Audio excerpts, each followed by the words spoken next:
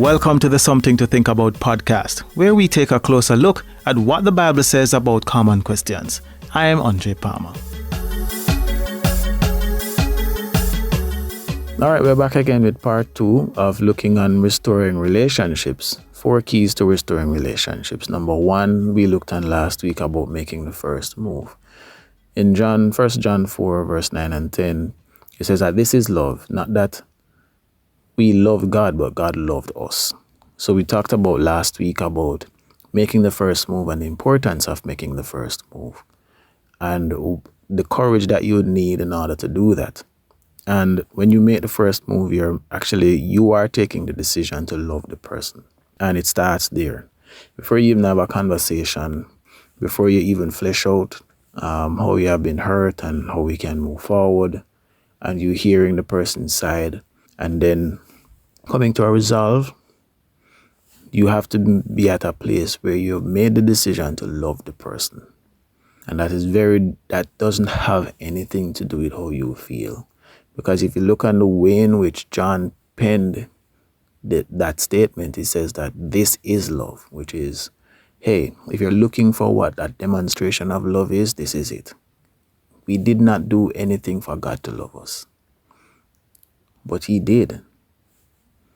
So that intentional behavior is the first thing that we need to do in order to move right ahead. So that's number 1. So number 2 principle is forgive the person. We cannot move forward, or you cannot move forward without forgiving the person. When it comes on to one of the 15 components of love in 1 Corinthians 13 from verse 48, in the middle there, the transition point there, love does not keep record of wrong. And that's the important bit. You can't keep score, can't keep a record or an archive, you can't keep a database or any memory or record of what happened. Forgiveness is deleting the record and you start with a clean slate. That's basically it.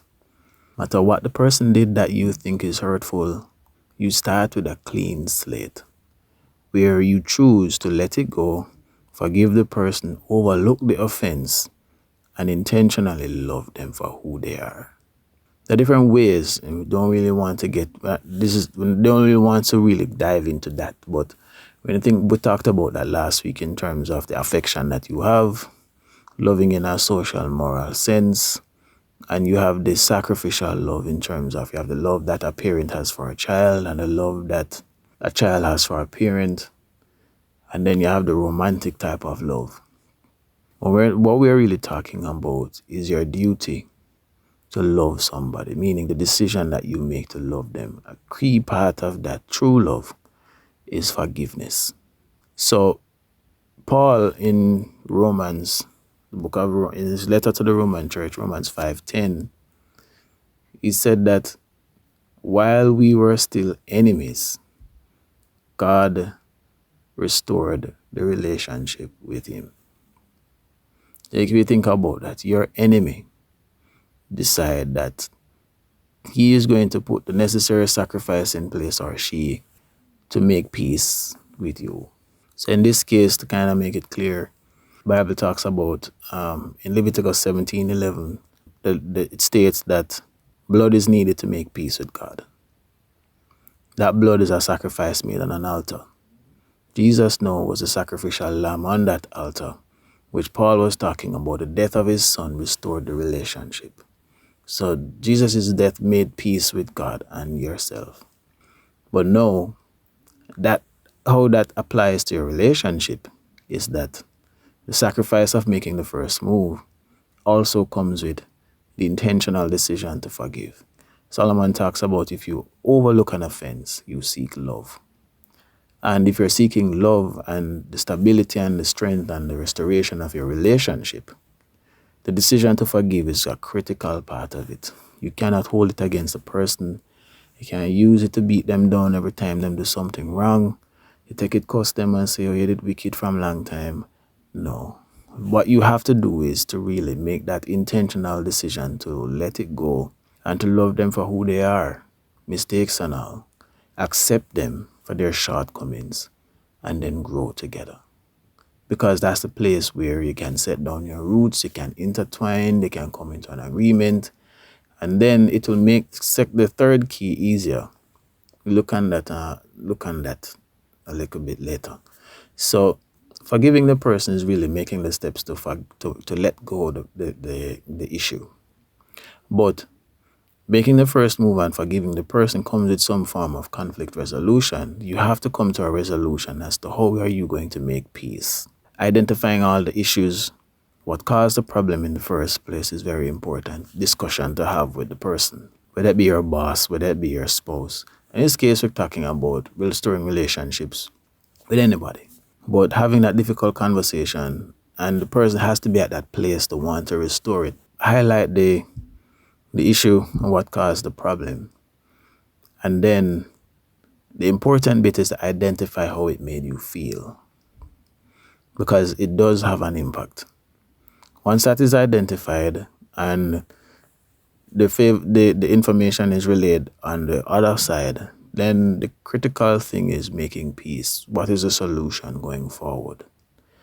And then the agreement now to restore the relationship. That's basically the principle in terms of the forgiveness part, never holding a grudge.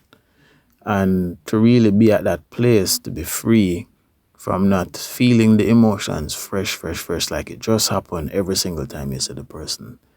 But to come to a resolve in your mind that there's a real solution in place to solve this problem. And then you make steps to move on. And moving on is not looking back at what happened, but looking forward to creating new memories and building on what you had before and working together to kind of strengthen everything. So that's basically what it is in terms of forgiveness. Peter asks Jesus the question in terms of how much time should you forgive? And he says 70 times 7 in a day. So that means there's not a number or a mathematical formula or a limit to how much time this can happen. So it's really to go with the frame of mind to ensure that you are free to move forward, and that you clear the air, so to speak. Like have that difficult conversation and clear the air. So that's the second step in terms of the restoration of the relationship. And think about this, like how have you decided to forgive the person? Have you made the steps to restore the relationship? And are they willing to even have that type of conversation? And are you willing to actually go down that road to restore the relationship? And even if things don't work out how you expect it, in terms of a favorable outcome and peace, but at least having the conversation and to see whether or not you are going to go forward is part of the process in terms of thinking, in terms of the restoring the relationship part. Like both with yourself and God, and also with the persons who hurt you.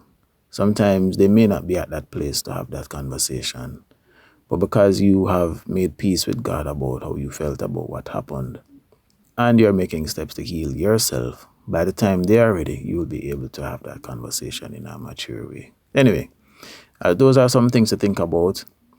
As you go through your week this week, think about the steps that you need to take to restore, to forgive, because forgiveness is a critical part. Love does not keep a record of wrong.